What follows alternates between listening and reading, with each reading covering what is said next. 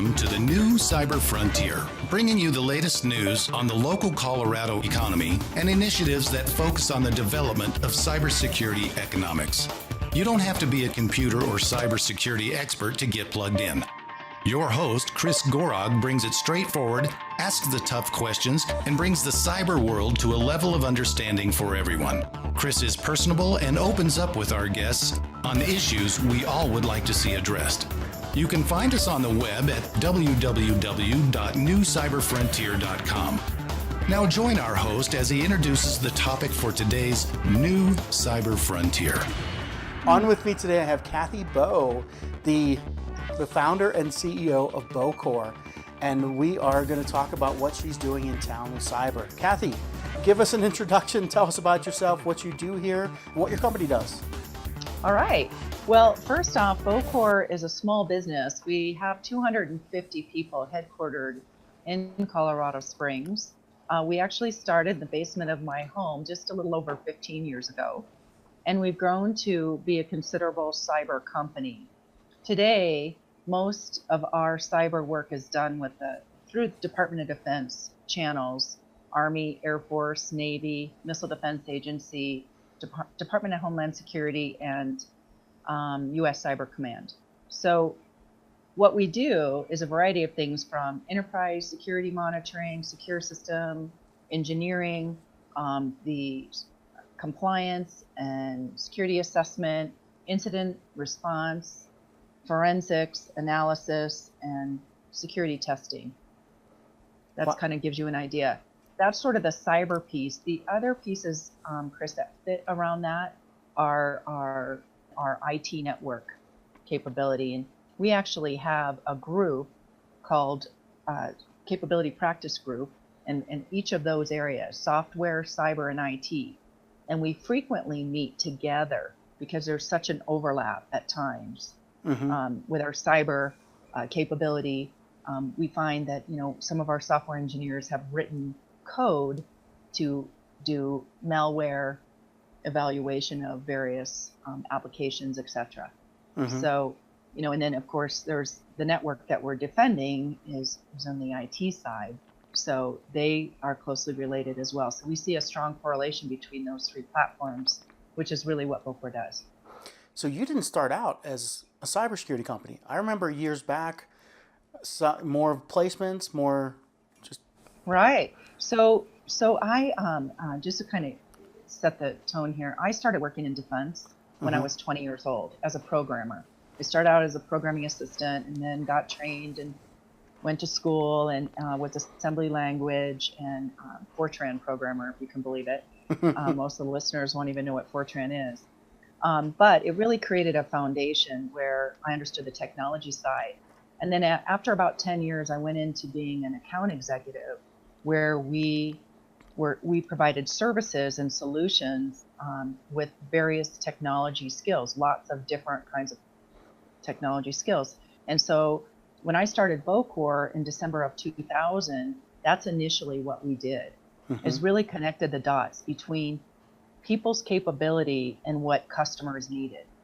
And over time, over the last 15 years, we've really refined it down to some key areas, with cyber being a large part, as I told you, in the number of defense areas that we support. And cyber and IT. And you can't go anywhere in this town without hearing your name. So you're like an anchor. You're like one of the central features in this city of Colorado Springs. That's funny. But you know what? I like to, as an entrepreneur and as a person in general, I like to think bigger, much bigger than myself. And on the last, I'd say 7 or 8 years, I really started to turn to the community because I think, we all rise together. And, and it's all about who knows who and what they can bring to what we need. And we're always looking to grow our workforce. And I actually enjoy it, by the way. I enjoy bringing value back to the city of Colorado Springs because I love the people here. I love the climate here. I think it's a wonderful city. And I have to say, with what's going on in cyber here, things are just booming. And I can only imagine, I think I equate it to GPS, was founded in 1973, right? and look at GPS is in everything and everywhere. And cyber is rapidly approaching and will go far beyond that in terms of its application. We'll be right back with the rest of today's show right after these brief messages from our sponsors. Cyber Resilience Institute helps build strong cyber communities designed to prevent members from attack. Like building a neighborhood watch, it takes coordination and a sharing community to protect our identities and valuables in the virtual world. Typically, we hear that organizations know they need to do something to protect their cyber assets, but don't know where to begin. Let Cyber Resilience Institute help your community create an action plan. Cyber Resilience Institute will build your community or business marketplace so that it is designed to support a collective cyber defense. Contact them for more information at cyberresilienceinstitute.org. But you know what? I like to, as an entrepreneur and as a person in general, I like to think bigger, much bigger than myself. And on the last, I'd say, 7 or 8 years, I really started to turn to the community because I think, we all rise together. Mm-hmm. And, and it's all about who knows who and what they can bring to what we need. And we're always looking to grow our workforce. And I actually enjoy it, by the way. I enjoy bringing value back to the city of Colorado Springs because I love the people here. I love the climate here.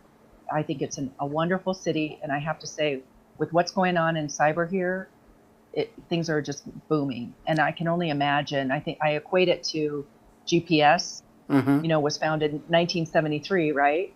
And look at GPS is in everything and everywhere. And cyber is rapidly approaching and will go far beyond that in terms of its application. Yeah, and that's why I wanted you to be on one of the first episodes here because you have been so many places that just everybody here respects you, and I applaud you for that. And I wanted to let you know that I haven't been in town that long, and your reputation precedes you. Well, thank you. Thanks. I work hard and like working with people. Yeah. So it's perfect job for me. So if we look at cyber now, I like to ask everybody what their definition of cybersecurity is because it varies so much from place to place. And what do you consider cybersecurity? Well, as everybody knows, our whole lives across the world live on the internet today, right? Everything that we do is digital, and everything that's digital has a cyber component to it. And it, the applications are endless. And one thing that I think is going on across the world is understanding the vulnerabilities associated with the freedoms and the nice parts of the internet that they brought to us. Mm-hmm. We didn't design the fact that people would use it maliciously. And so, everything can be hacked. And so we have to secure it. And I have no doubt that with the ingenuity from this country and powered by capitalism, because that's what brings out the best and brightest. That's why entrepreneurs are entrepreneurs, and small business is a huge chunk of what happens in this country and others. So I think it's pervasive. I don't know if that doesn't really answer your question probably, but that's my definition. Okay. So are we talking that, I hear so much about defending against hackers. So many people say, yeah, defending against hackers, trying to keep the bad guys out, find out where they've been, what's been compromised.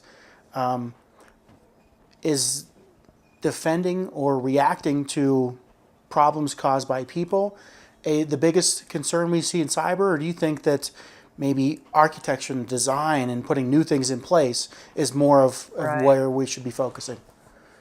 Well, I guess yes to all that, Chris. They're all really important. So you have to defend your network.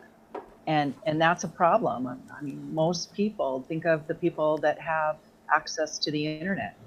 Teenagers, imagine that, right? They don't think at all about the exposure that they're creating and bringing into their homes. Mm-hmm. So it's not only just defending, it's awareness.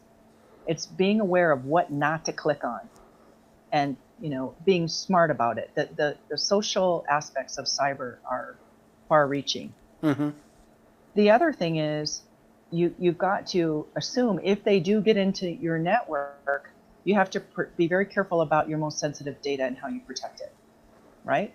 So you have to have overall defense platform in mind, and then you have to really secure the most sensitive data.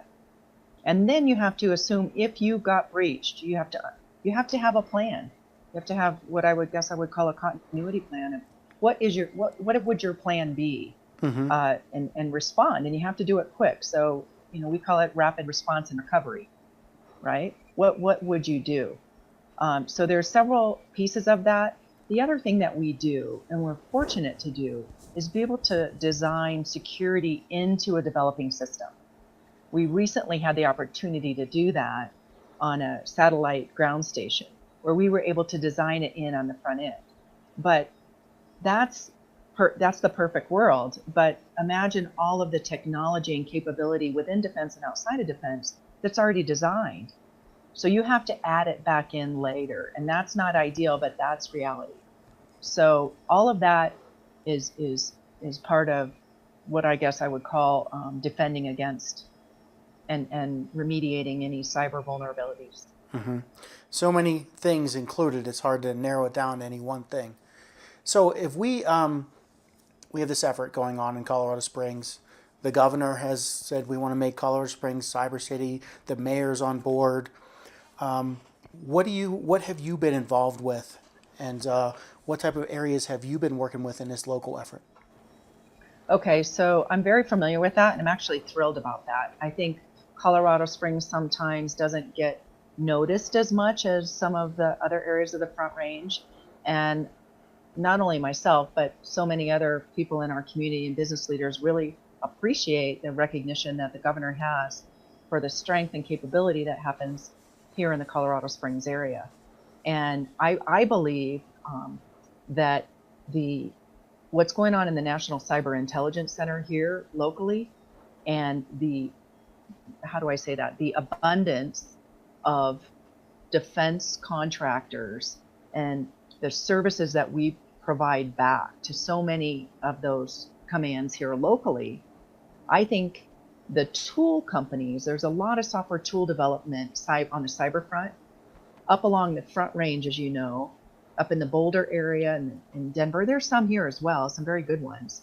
And I think that what we have the opportunity to do is connect as the service providers to the Department of Defense. We can connect some of those tools and integrate some of those tools in a way that the government can utilize. So, I mean, there's definitely some challenges with that from a vulnerability, software assurance perspective, but we can get past that. So I think as a state, and Colorado Springs being the leader in cyber, first as a city is wonderful, as a state is great, and as a country, and I'm hearing rumors about potentially being international cyber intelligence center, which is even more intriguing. I love to think big, so I think it's a great opportunity. I'm very familiar with what's happening. I have some good friends that are involved and keep me aware of what's happening. And I'm doing my best to offer whatever help I can provide back to them. And the other area that we're working closely with is the Air Force Cyber Innovation Center. And they are working alongside each other to help support one another. What we see in cyber today is just a glimpse of where it's going. I think you would agree with that. Yeah. So I hear so much. Yeah. Okay. Sorry, I hear so much talk about businesses and government contracting and the government and all the three-letter acronyms that are associated with government agencies in Colorado Springs. How do you think the private sector and pulling in non-government, because it seems like eventually cybersecurity is really for the people. It's protecting their privacy. It's everywhere, and it's so focused on government, not only here in the Springs, but the most of the cybersecurity industry in general, that the average population doesn't feel any draw or inclusion in it. How can we engage that? Well, I think there's a natural progression, and I used in this discussion previously the GPS application. It's not unusual for technology to be developed, right, by the government. And then that trickles out through the capitalism and need into the rest of the commercial society. And so the need, and that's where this is a unique opportunity, right? Because the commercial need for cyber is just as strong as the defense need. And so my workforce is working here today doing defense work, but as the days and years and months go on, they will start to blend into protecting commercial networks and commercial companies and utilities. And before long, and it's already happening, where small businesses, because of opportunity, certainly cyber has huge challenges, and it's kind of scary, right? Things that can happen out there with our infrastructure. We hear about ransomware, we hear all these scary things. But on the other side of that, there's opportunity for entrepreneurs and businesses to figure out where they fit in. And places like the NCIC and the AFCIC, and you have to be careful. You can't just show up not knowing anything. So you got to do your homework just like you would any business. You got to hire the right people. You got to know the right people. You got to be patient. You have to have a business plan and all the rest of it. But I think that's already happening. I think capitalism will drive it. And the one area that I think is particularly interesting to me, and I mentioned to you that I started working in defense when I was 20 for Hughes Aircraft, right? And I didn't have a lot of exposure to, our government customers. I was a programmer, and I was in a happy place there. And as I've grown my career, I have had a lot more experience working with the government. And now more than ever, I see the government reaching out to industry. I've never seen it before. And they want to know. They want to know what my ideas are. They want to know what your ideas are. They're listening. They use the term scouting for ideas. They're reaching out. So it's a perfect time for businesses you've got to do a combination of listen, you've got to do some critical thinking, you've got to bring your teams together like our capability practice groups. And so I think there's a lot of opportunity, and it's just going to take time and networking. I mean, you talk about me being out and about. I mean, that's how I learn. That's how I know what's going on with these different activities. We'll be right back with the rest of today's show right after these brief messages from our sponsors. Cyber Resilience Institute helps build strong cyber communities designed to prevent members from attack. Like building a neighborhood watch, it takes coordination and a sharing community to protect our identities and valuables in the virtual world.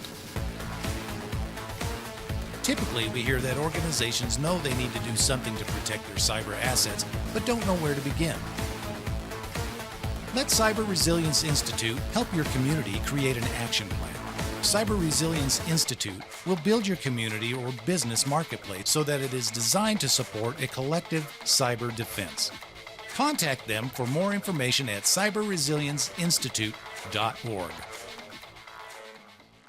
Whenever I go to cybersecurity conferences, and I've been to them all over the world for a better part of a decade or more, and the average age is getting older every year.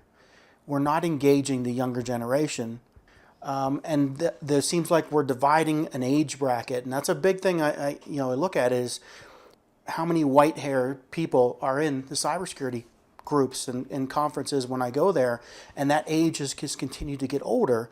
But yet I go to the entrepreneurial and the startup groups in town, and they're full of just the opposite, the other age, from that kind of 40s down. How do we bring those two together is something I would love to see kind of a good combination of. Right. And I can tell you that one of the things that's a forcing effect that I would say is there is not enough cyber workforce, right? We hear that, we all know that, not only, across the country, but in the state and city. I mean, it's growing so rapidly, there's just not enough workforce. So it forces employers to create their own workforce. And we're doing that through an apprentice program. We also have a college intern program. and we're training them ourselves. We're creating our own workforce. And what I'm seeing is even the universities like UCCS, they're tailoring their cyber training around what the industry needs are. And, Pikes Peak Community College at the junior college level, we can work with somebody that's attending Pikes Peak Community if they have some of the core set of capabilities. And those are the younger folks with, that have a whole different mentality. And I assure you that the cyber world of ours needs all of those perspectives. And those perspectives, by the way, I think are what make it very interesting, because this isn't a field where you just need experienced engineers and technologists. You certainly need them, don't get me wrong, but there's a behavioral component to it, a psychology component to it, and those aren't necessarily the same people. And so I think it's happening. I see it in our own company and our industry partners, that it isn't just the previous decades. It's the young talent coming in with good ideas. We're about to hire a UCCS cyber grad. So we learn from them and they learn from us. And honestly, it's pretty exciting.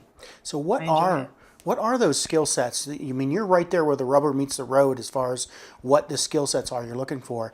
Give us some of those so that maybe young people listening can say, this is what I'm going to focus on. What are those skill sets you're looking for?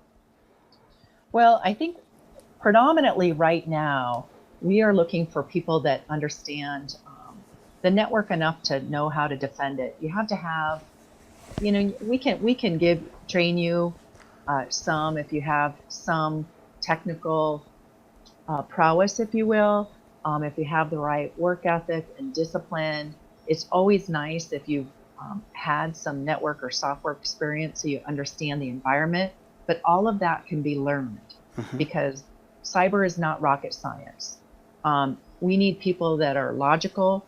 We need people that can get a clearance, by the way. You have to be able to obtain a clearance for the jobs That's a big thing. Are you getting them clearances if they come out of like UCCS? Well, yeah, number one, we don't get clearances. DSS does that. We submit folks for clearances and they determine whether they're eligible. We certainly, after many years, know what some of those red flags are. But yeah, we find people all the time that are eligible. I mean, sure, there's sometimes people run into issues that, often we're not even aware of, but they get denied. But that's more rare. As long as you disclose, who you are and what you are, and you haven't done a lot of illegal things. And I'm not going to go through all that right here. Yeah. Is that a contributor leading to not having enough talent?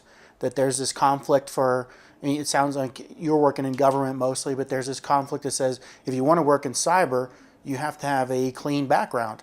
And maybe some younger people are afraid of that or don't want to have to be subjected to that. But is that contributing to the workforce difficulties you're having hard time filling? I suppose that could be part of it, but I will tell you that my friends that are trying to find cyber folks outside of defense can't find them either. And the nice part about defense is they have a very structured, rigorous approach to doing cyber, and they create workforce for others. So, I think that obtaining a clearance,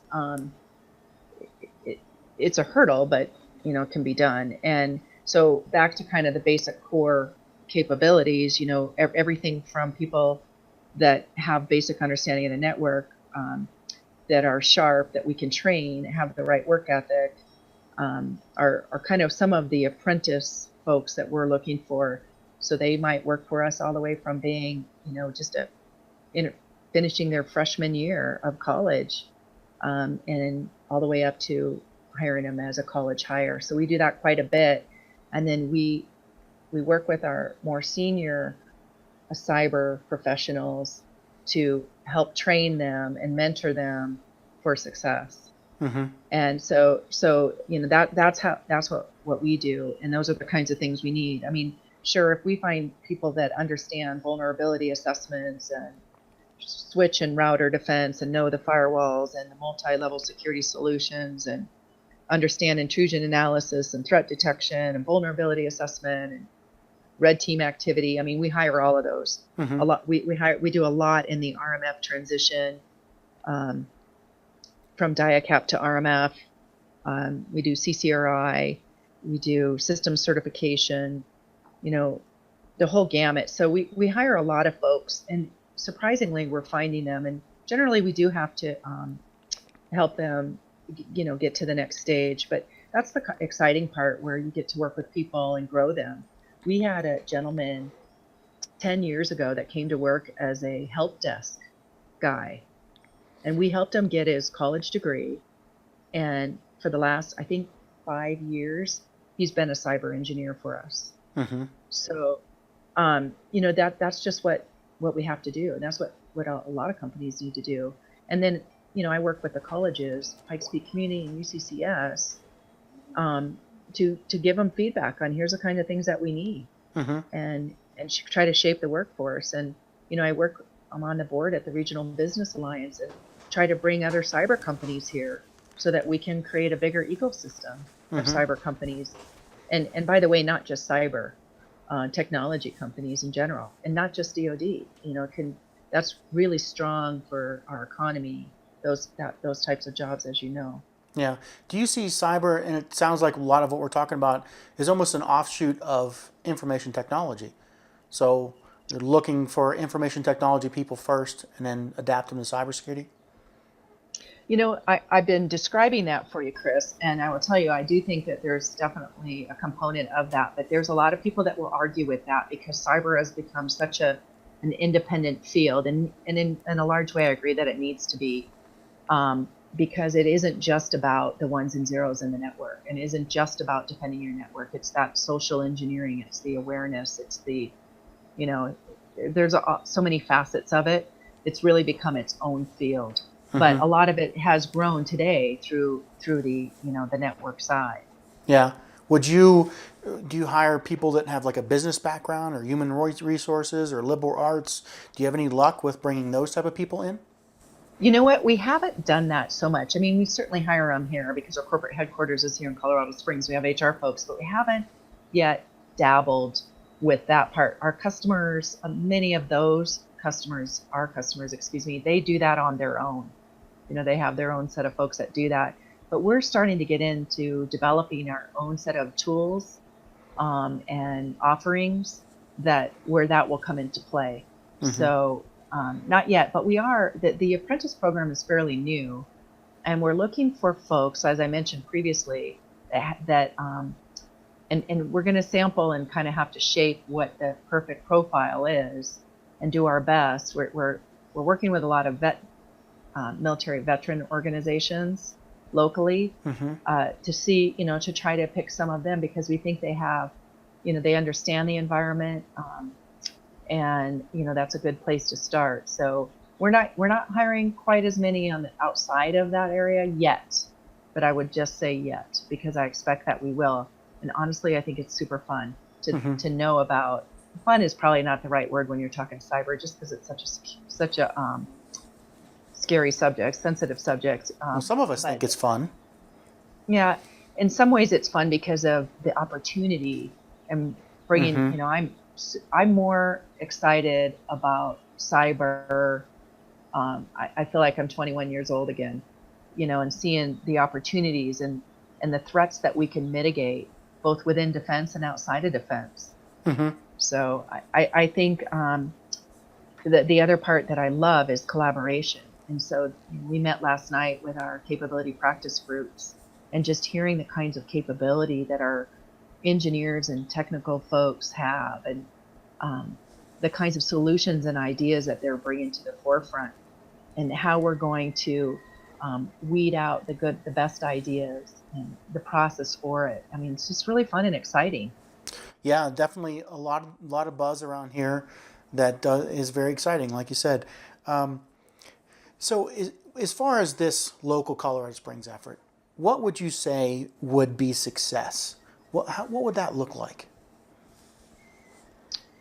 I think jobs, and I think connecting the folks coming out of the university and the college, the other colleges here and across the state, being able to take young people that come out of our local educational institutions and bringing them back to great jobs instead of having them leave the state. That's one area, I would say.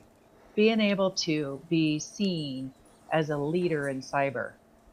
I even see it even bigger than that, being not only a leader in cyber, but partnering with other cities that are cyber hubs in the country, and together collaborating and fighting the mission together, if you will, as we cross. I mean, that sounds really idealistic, but I think there's opportunity.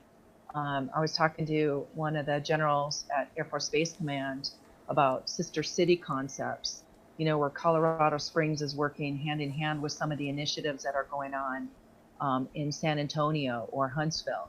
And, for as far as the military, the more we work together and bring solutions forward, the better off we are fighting the mission. And, I think there's enough work for all of us, and we have to create the efficiencies because of the budgets. This is government money, and this is taxpayer dollars. So anything that's if somebody who's listening could reach out and help with, or you could use support with, or you think the effort could use support with, what would you say? I guess the first thing I would say is lean in. Look, listen. People are listening to the podcast. I mean, that's a start. Listen to what's happening out there. See where your skills might fit. I mean, one of the areas, Chris, that I think is interesting with cyber is, and I've just recently heard this, is more women are getting involved in cyber because it's not just science. And as you know from the statistics, young women get, they're very involved in math and science up until junior high, and then they lose interest. And I think cyber, because of the behavioral components of cyber and the logic piece and the multitasking piece, and I'm hearing that more and more women are getting engaged in cyber. And so that's intriguing to me. So I just would encourage people to listen and learn. I mean, I'm learning right alongside you and everybody else, myself. And, learn, be supportive. Sometimes we can be, as a city, sometimes we can be critical of one another because things aren't moving fast enough, or the politics or whatever. But be a, I guess, a forcing function where you're talking about, did you hear about this great thing that's happening in our city? And, and I'm a part of it because I support it, and figure out where your place is. I don't know that I particularly need help right now. In fact, you asking me to be part of a podcast and get an opportunity to tell you what our company does is help. And I didn't even ask. So. And that's what we're trying to do, reach out. I don't know if that answers that. Your website, though, do you want to direct people there?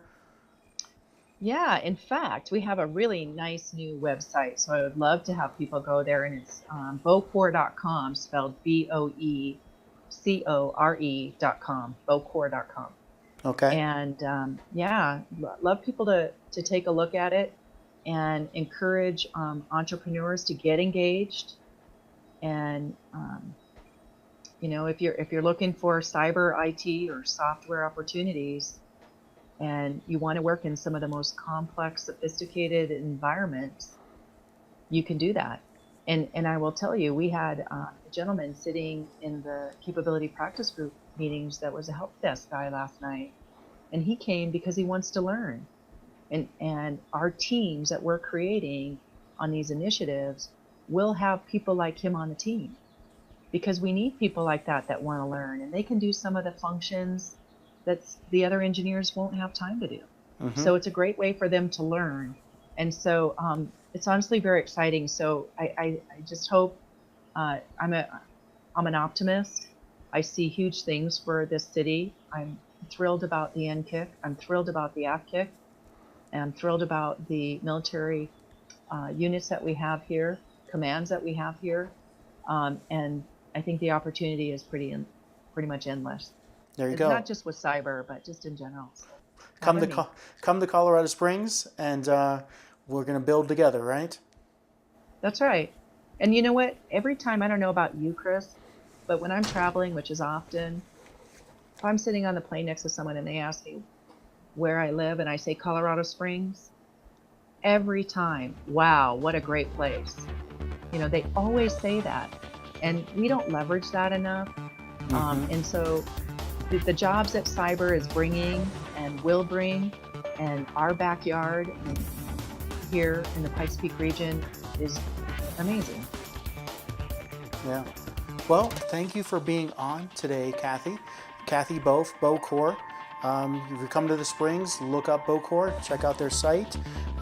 They quite often have positions posted that I've seen myself. But thanks a lot for joining today, Kathy.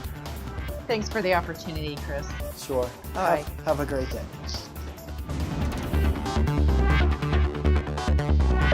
We hope you have enjoyed this episode of New Cyber Frontier. Remember to get involved. Often we think that someone else will handle privacy and security in the virtual world, but you are the only one truly in command of your virtual fate. Join our mailing list so we can keep you informed of breaking news and new releases. If you have an idea, if you have a question that you would like to hear answered, or if you want to get involved with our efforts, reach out to us at newcyberfrontier.com. We also encourage you to visit our sponsors' links, as they are the ones that really make this show possible. I want to thank each of you for supporting the show, and we look forward to seeing you back for the next episode of New Cyber Frontier.